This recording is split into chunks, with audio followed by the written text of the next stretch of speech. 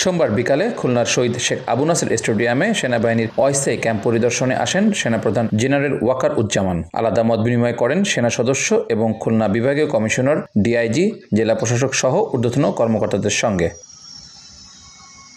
এরপর প্রেস ব্রিফিংয়ে বলেন, সারা দেশে 95 ভাগ ও ঢাকার 85 ভাগের বেশি থানায় স্বাভাবিক কার্যক্রম শুরু হয়েছে। পুলিশকে আরও সংগঠিত হতে হবে জানিয়ে সেনাপ্রধান বলেন, পুলিশ স্বাভাবিক কার্যক্রম শুরু করলে ব্যারাকে ফিরে যাবেন সেনা সদস্যরা। আমাদেরকে আরও ভালোভাবে কাজ করতে হবে এবং পুলিশকে আরও সংগঠিত করতে হবে, এবং তাহলে নিশ্চিত যে আমরা আবার একদম স্বাভাবিক অবস্থা আমরা ফেরত যাব, তখন আমরা সেনানিবাসে ফেরত যাব। সংখ্যালঘু নির্যাতনের বিষয়ে কথা বলেন সেনাপ্রধান। জানান, দেশের 20 জেলার 30টি স্থানে সংখ্যালঘুদের উপর হামলা ও মন্দির ভাঙচুর হয়েছে, যার মধ্যে বেশিরভাগই ঘটেছে রাজনৈতিক কারণে। সারা বাংলাদেশে মাত্র 30টা মাইনরিটি রিলেটেড অপরাধ সংঘটিত হয়েছে 20টা জেলায়। এর মধ্যে অধিকাংশই হচ্ছে যে লুটপাট, মন্দিরে অগ্নিসংযোগ ইত্যাদি।